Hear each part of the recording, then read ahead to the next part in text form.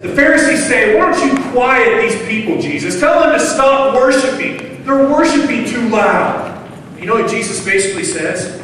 He says, if they keep quiet, even the rocks will cry out. That's how important it is to Jesus that we worship Him. He's saying, you know what? If mankind doesn't worship me, even the rocks will cry out. You ever notice how crazy people go during sporting events? I mean, they go absolutely crazy. You go to a Chiefs game, you see all these completely out of shape people with their shirts off, all this stuff made to go Chiefs. It could be 30 below zero. They're still going crazy for the Chiefs, right?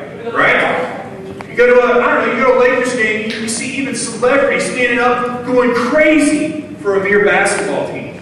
But yet when it comes to God, people can't get themselves to do anything more than this. Be really solemn, barely sing, they're all embarrassed about it. You know what I'm saying? And isn't that ridiculous? Let me ask you, how would Micah feel, my wife, if I always held her hand, I told her how much I loved her, until I was out in public, and I said, I don't want to do it out in public. How would she feel? Wouldn't she be pretty bad? I hope she would. You know, that'd be stupid. I mean, how lame would it be if I'm embarrassed about my love for her? It's the same thing when you're kind of embarrassed about worshiping God, right? How do you think He feels?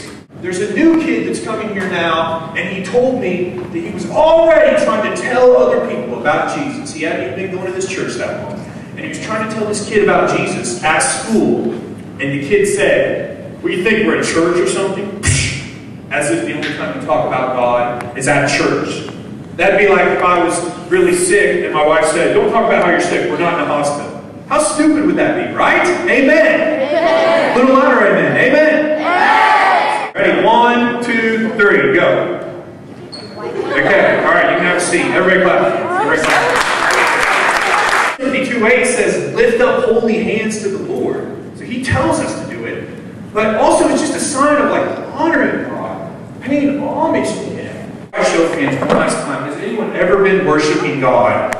You're worshiping Him, and all of a sudden you feel like you kind of receive like a shiver up your spine. Has anybody ever received this? Okay.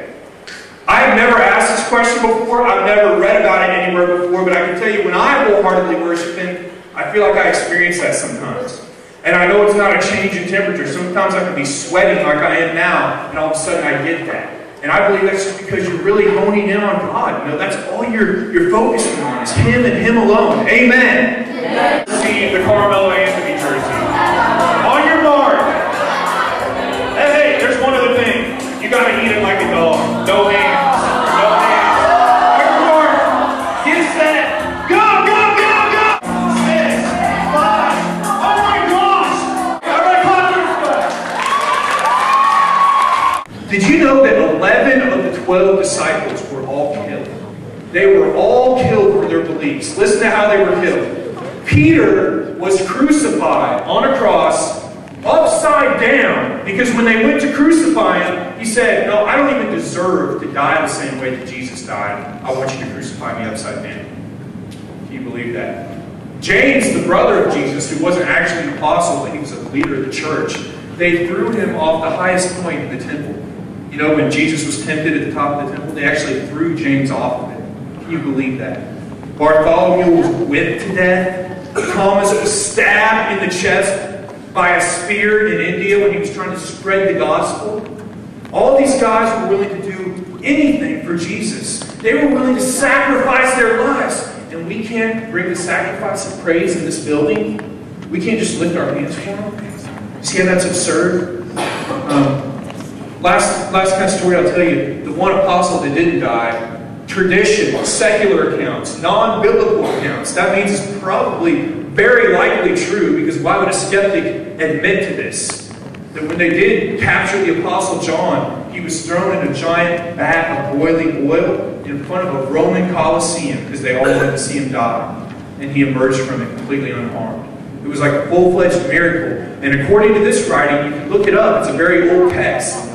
Almost every single person in that Colosseum was instantly converted to Christianity. You want to know why Christianity spread like wildfire? That's why. Amen. Amen. I believe it.